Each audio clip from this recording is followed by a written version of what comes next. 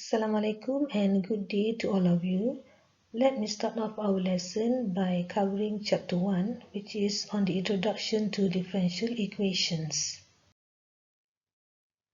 In section 1.1, we're going to discuss some basic definitions, terminologies, and concepts that are encountered in a typical differential equation course. What is a differential equation?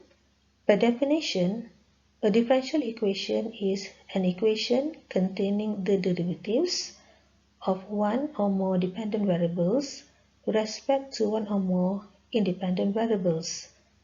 Here is an example of a differential equation given by 4 dy dx minus 3y equals e to the power of 2x. Now recall in calculus, d dx is a differential operator. In this case, d dx operates on the function y. Y is differentiated with respect to x.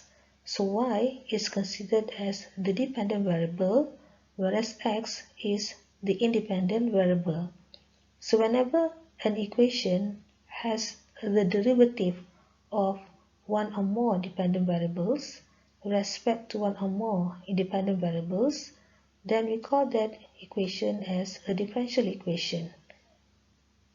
And in this equation, we see the numbers 4 and negative 3.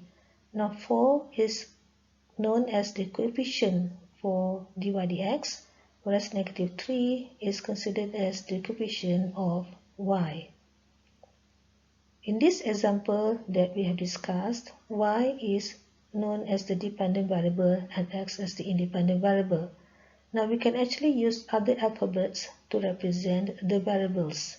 We can in fact interchange the role of y and x. For example, let us look at this equation dx dy minus y over 2 equals to 8. In this example, notice that the differential operator is in the form of d dy. It operates on the function x. X is differentiated with respect to y. So in this case, we consider x as the dependent variable, whereas y as the independent variable. Another example is that in this equation, we see that the variables used are no longer x and y, but instead they are p and q. E squared minus 1 dp dq equals to ln p. So differentiating p with respect to q indicates that p is the dependent variable and q is the independent variable. So for these two examples, let us determine the coefficients. Coefficients for dx over dy is the number 1. Coefficient for y is minus a half. Okay, that is for this example.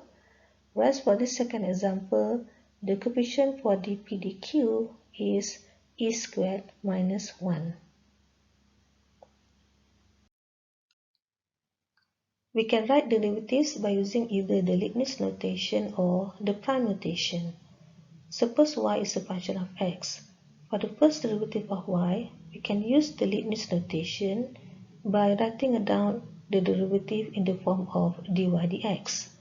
But if we want to use the prime notation, we write it in the form of y prime of x. The prime associated to the variable y indicates that y is the dependent variable, then x in the bracket is the independent variable.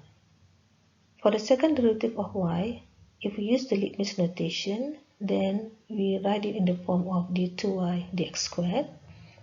For the prime notation, we write it in the form of y double prime of x.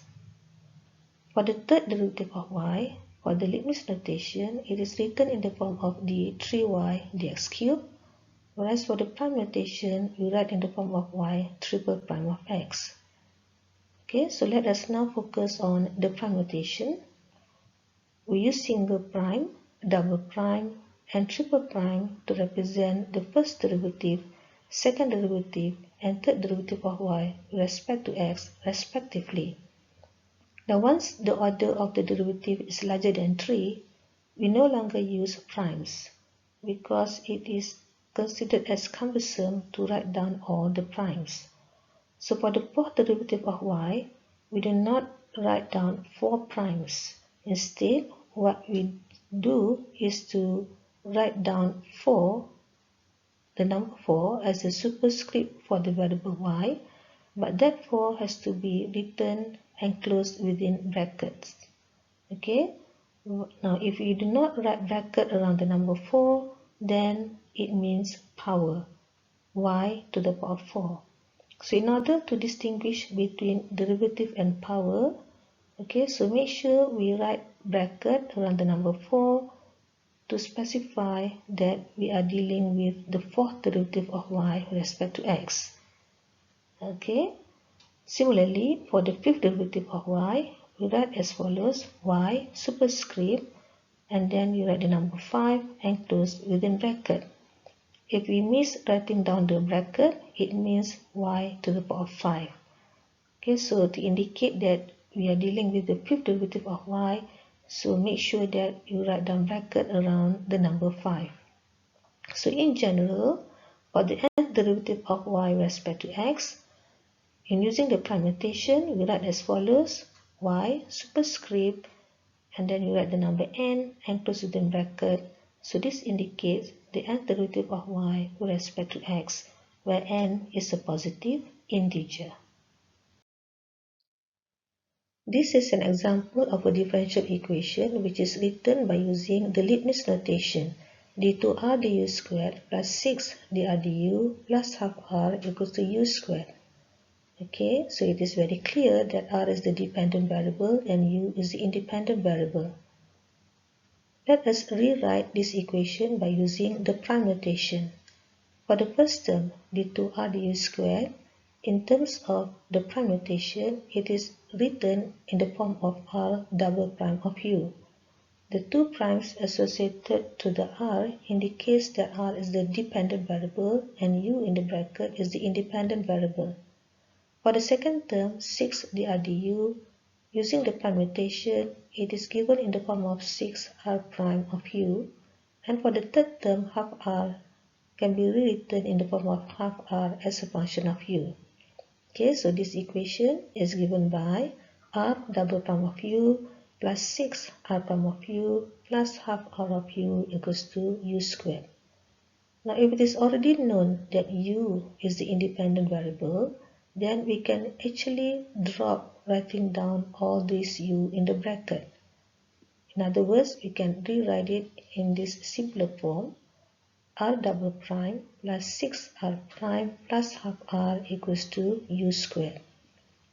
Another notation that we are interested to look at is known as the Newton's dot notation.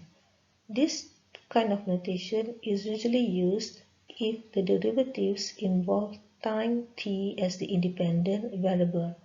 For example, this is an equation that models an LRC series circuit.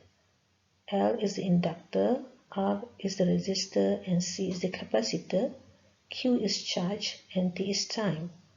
Okay, so L d2q dt squared plus R dq dt plus 1 over cq equals E of t. In this case, q is the dependent variable and t, time, is the independent variable. We can rewrite this equation by using the dot notation.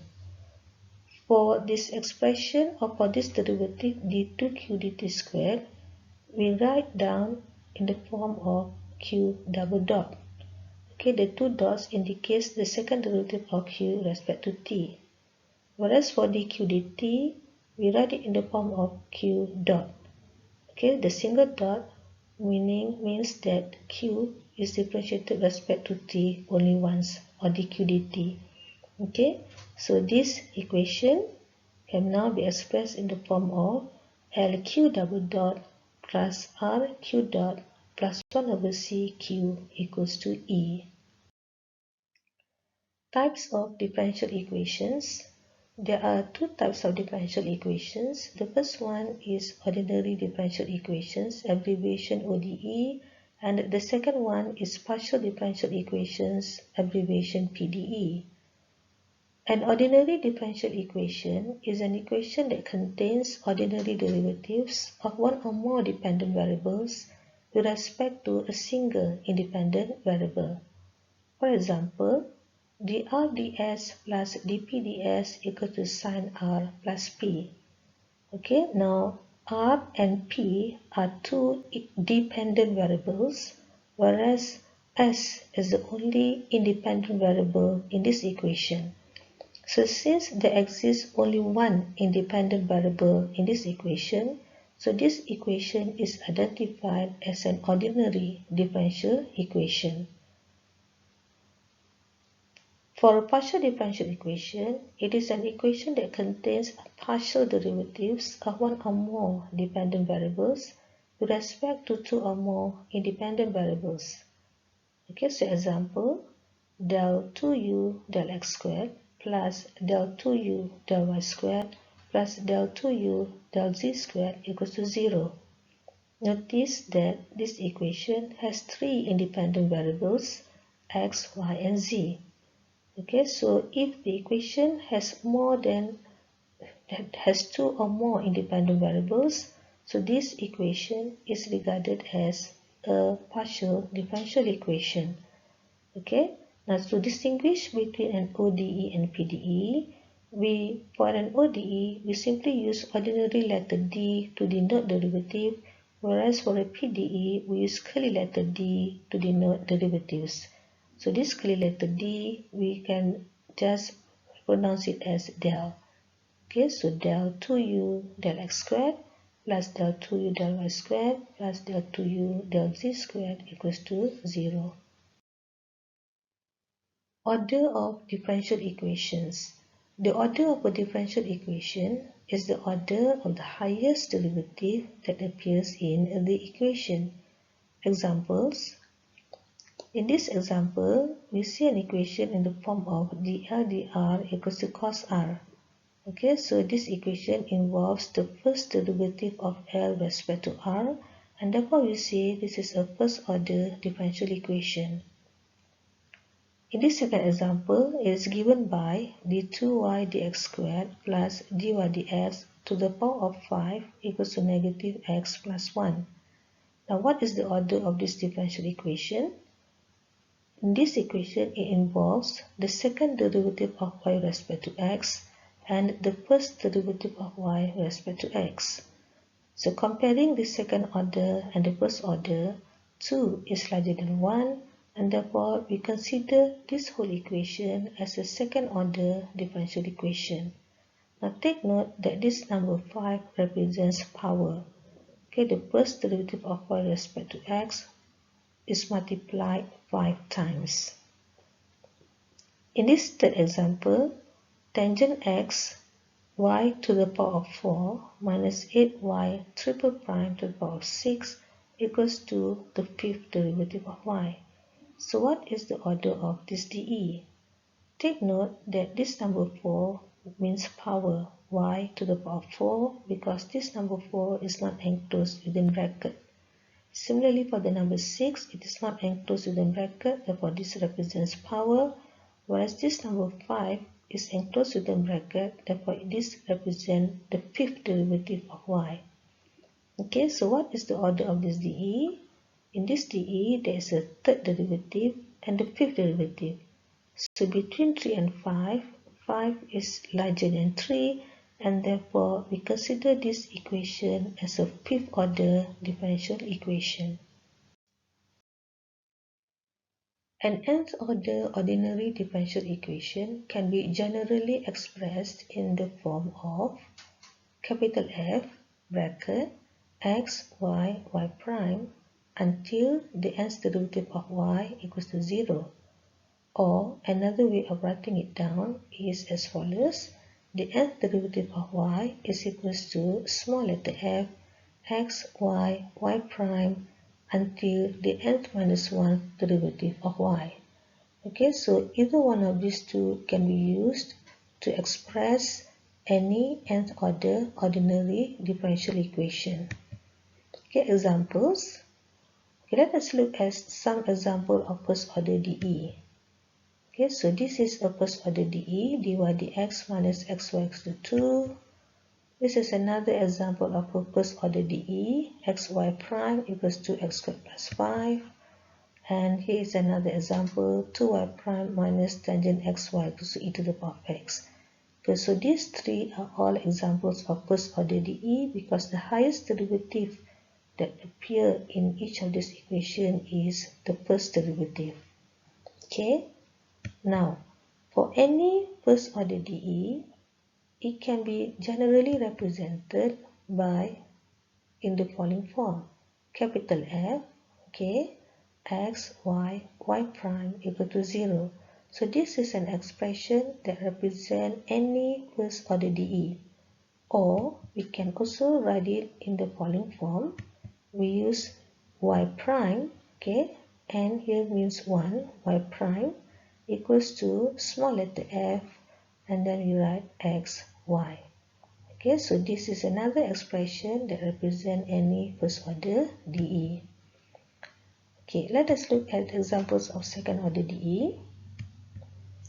Okay, so this is an equation where the highest order that appears in this equation is 2, d2y dx squared plus x dy dx minus y equal to 0, y double prime plus 2xy prime equals to 3, 3y double prime plus y equal to sin x. So all these are examples of second order DE where the highest derivative that appear in each of these equations is 2. Now take note that any second order DE can be expressed in the following form.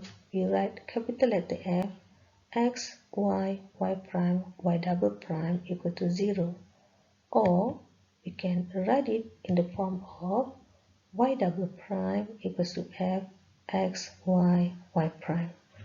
Okay, so this is how we write any nth order differential equation by using this form or this form.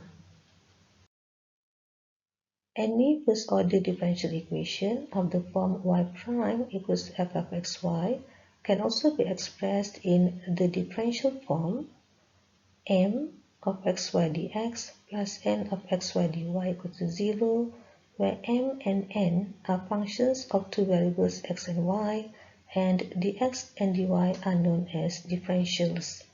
Okay, it means that if we are given a first order differential equation, that first order differential equation can be expressed in differential form, where m and n are functions of two variables x and y, and dx and dy are known as differentials.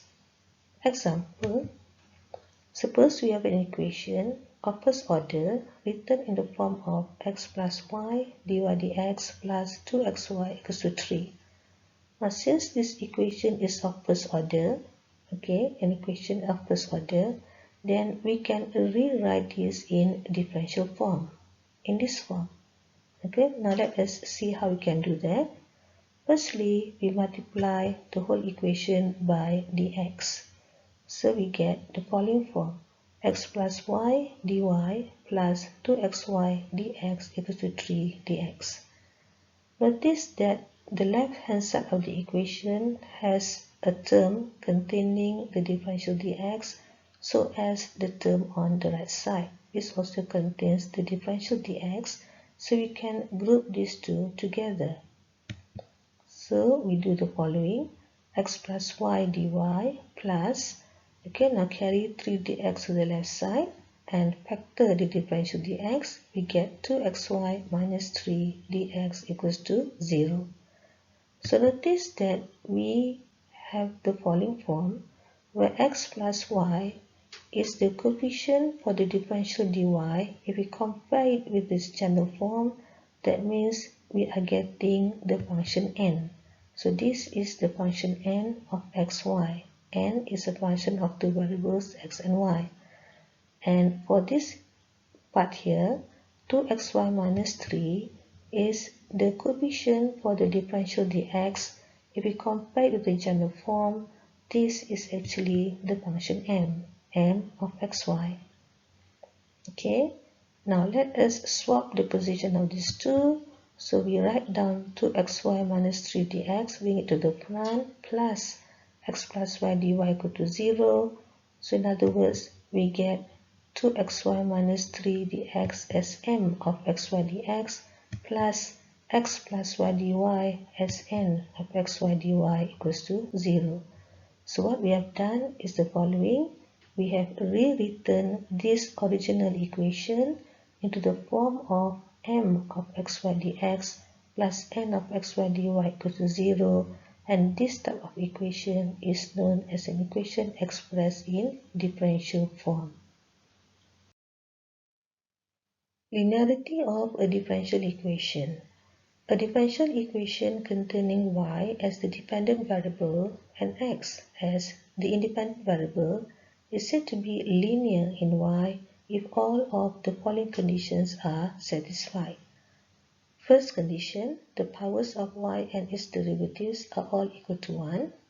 Second condition, there does not exist any nonlinear functions of y in the equation, such as y squared, y to the power of -1, ln y, e to the triple y, and cos 2y. And third condition, the coefficients do not include any function involving y or its derivatives. Okay, so here we are considering a differential equation where in that equation y is the dependent variable and x is the independent variable, and this equation is said to be linear in y if all of these three conditions are satisfied. Now, if any one of these three conditions is not satisfied, then that equation is said to be non-linear in y. This equation a2 of x y double prime plus a1 of x y prime plus a0 of x y equals g of x is said to be a second order linear differential equation in y. Now it is of second order because the highest derivative that appear in this equation is 2, where y is the dependent variable. This equation satisfies all the three conditions of linearity because y, y prime, y double prime, they are all to the power 1. That's the first condition. And the coefficients a2, a1, a0, as well as the function g, they are all expressed in terms of the independent variable x. That means conditions 2 and 3 of linearity have already been satisfied.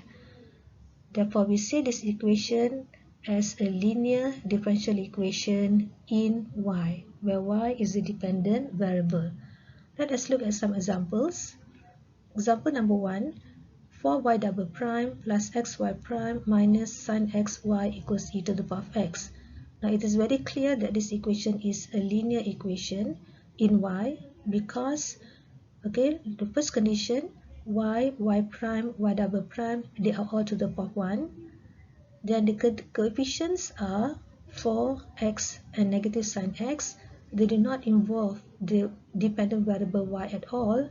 And the nonlinear functions, which are the sine function and the exponential functions, they are also expressed in terms of the independent variable x. Okay, so all the three conditions of linearity have been satisfied. So we consider this equation number 1 as a linear equation in y. In this second equation, notice that for this third term, y is to the power of 3. Due to the fact that y is not to the power of 1, this has violated the first condition of linearity, and therefore we consider equation number 2 as non-linear equation. Equation number 3, y double prime to the power of 2. Okay, so y double prime is not to the power of 1, and therefore equation number 3 is considered as non-linear in y. Equation number 4, notice that the coefficient of y prime involves the dependent variable y. Okay, this violates the condition of linearity, and therefore equation number 4 is said to be non-linear. Equation number 5, the first term is 4y prime y double prime. The coefficient of y double prime involves the first derivative of the dependent variable y, and therefore equation number 5 is considered to be nonlinear. Equation number 6, notice that the nonlinear function, which is an exponential function, is expressed in terms of the dependent variable y. Okay, if you compare this equation number 6 with equation number 1, In equation number 1, the exponential function is expressed in terms of the independent variable x. But here, the exponential function is expressed in terms of the dependent variable y. This violates the condition of linearity, and therefore equation number 6 is said to be non-linear in y. In equation number 7, notice that the coefficient of y involves a sine function, which is expressed in terms of the dependent variable y, and therefore equation number 7 is said to be a non-linear equation. In general, an nth order linear differential equation in y can be written as an of x nth derivative of y plus an minus 1 of x n minus 1th derivative of y plus plus a2 of x y double prime plus a1 of x y prime plus a0 of x y equals to g of x. Now these dots indicate that there are some intermediate terms between these two terms which we do not write or show. Now this equation is of nth order because the highest derivative that appears in this equation is n, where n is any positive integer and y is the dependent variable. This equation is said to be linear because it satisfies all the three conditions of linearity.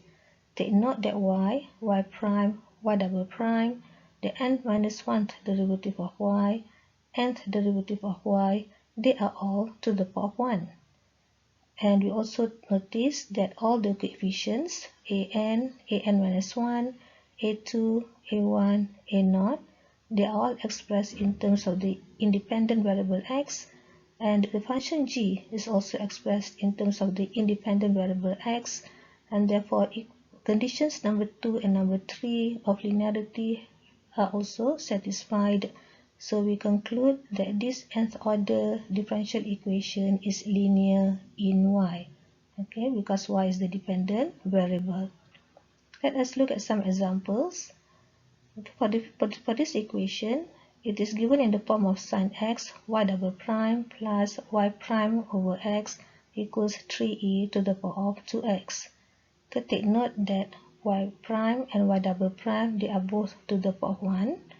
Okay, y is the dependent variable, and the coefficients, which is sin x and 1 over x, and the function g, 3e to the power of 2x, they are all expressed in terms of the independent variable x, and therefore we conclude that this equation is a linear equation in y.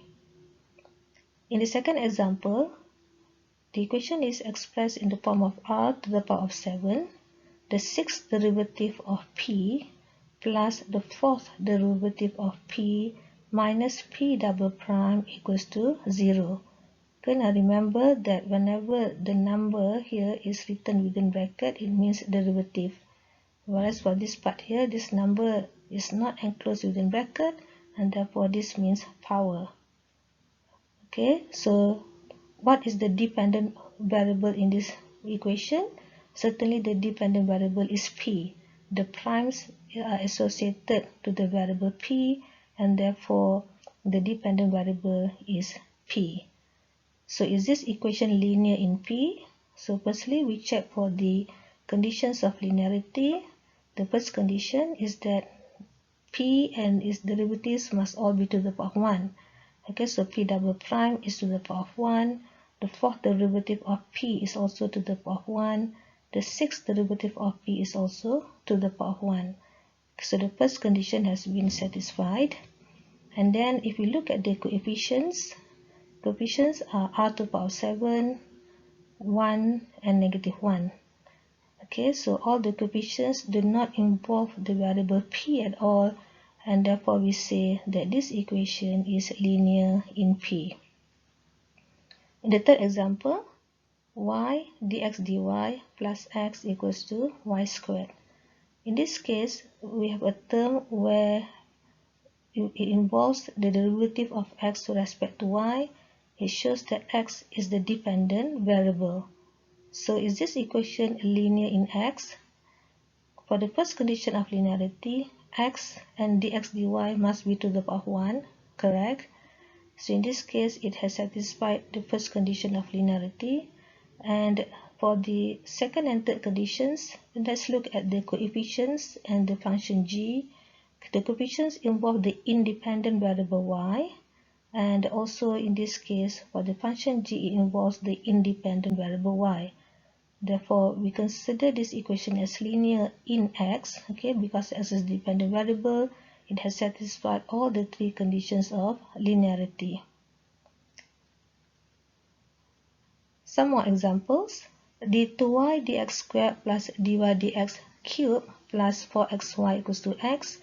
Notice that y is the dependent variable. Now it is very clear that this is not a linear equation because dy dx is to the power of a number other than 1. In this case, it is to the power of 3. So this equation has violated the first condition of linearity, and we say this equation is non-linear in y.